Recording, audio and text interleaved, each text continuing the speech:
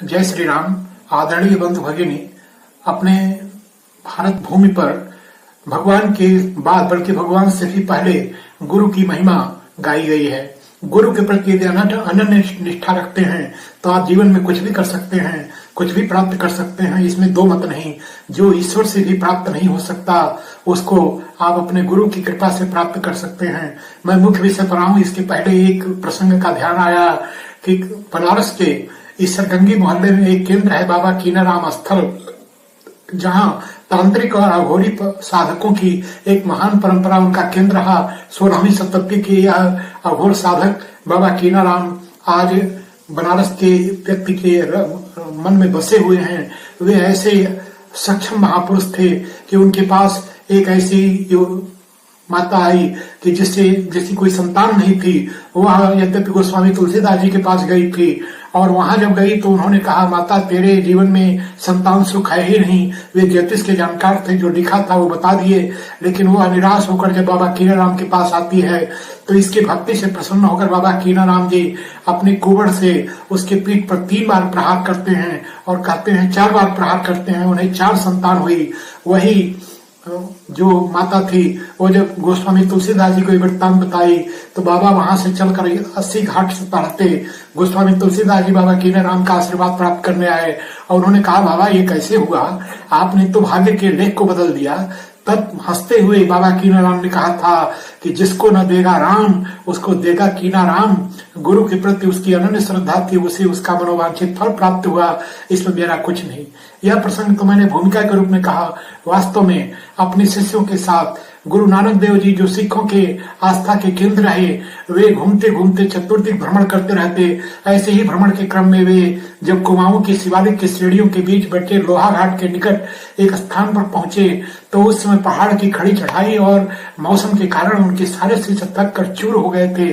वे आगे एक कदम चलने का उनके पास अब सामर्थ्य नहीं रह गया था। ऐसे थक कर हारे हुए सारे शिष्य एक स्थान पर एक वृक्षों की छाया के नीचे बैठ गए। तब गुरुदेव मुस्कुराए, कहे, इतनी ही क्षमता तुम्हारी है? निश्चित रूप से उन सबसे आयु में और शरीर में थोड़े अशक्य ऐसे गुरु नानक देव जी लगातार चलते जा रहे थे और हंसते हुए जब उन्होंने कहा कि तुम्हें भूख लगी है, इस छायादार स्थान पर बैठो, यहाँ पानी का स्रोत है, वहां पानी पियो और ये जो फल है इस फल को भर पेट खाओ, तुम्हें शक्ति मिलेगी। शिष्यों ने ऐसा ही किया। वे श्वेत कणों को पोंछकर पानी पीकर और वहां जो फल था उसको भरपेट खाए। फल अच्छा लगा उनको, खाते गए। जब पेट भर गया, उनके शरीर में कुछ ऊर्जा का संचार हुआ। तब उन्होंने देखा कि ये मैं क्या खाया। उन्होंने विचार किया तो पाया कि यह वृक्ष तो अखाद्य फल का है। यह रीठा, जैसे कपड़े धोए जाते हैं, जो फोड़ करके उन्हीं कपड़ों को धोया जाता, रीठा यानी साबुन जिससे झाग तैयार होती, ऐसा कसैला एक न खाए जाने वाला फल, और इसको गुरु के आदेश पर उन सब ने खा लिया। तो जब वे इस प्रकार की एक शंका किए, गुरु ने कहा, उन्होंने कोई मीन मेख नहीं किया, वे उस फल को खाकर पेट भर लिए। लेकिन जब उनके मन में विचार आया तो उन्होंने पूछा, बिना पूछे भी गुरुदेव ने कहा कि जब गुरु के प्रति तुमने श्रद्धा रखी तो रीठा मीठा हो गया। दुनिया में हर जगह का रीठा भले कसैला हो, वहां का रीठा आज भी मीठा होता है। वहां लोग जाते हैं। उस स्थान पर सुंदर गुरुद्वारा है। गुरु नानक देव जी की, गुरु ग्रंथ साहब की उपासना होती और उस स्थान पर वह रीठे का वृक्ष आज भी है। मैं स्वयं तो नहीं गया, लेकिन जाने वालों ने बताया कि वह रीठा आज भी मीठा है। यह है गुरु की महिमा।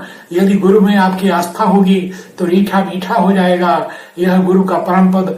अखंड मंडलाकारम व्याप्तम येन चराचरम तम देव निर्मितम देशम। ऐसा गुरुर् ब्रह्मा गुरुर् विष्णु गुरुर्देवो महेश्वर गुरुर् साक्षात परब्रह्म तस्मै श्री गुरुवे नमः। गुरु गोविंद दो खड़े काको लागू पाए, बलिहारी गुरु आपने गोविंद दियो बताए।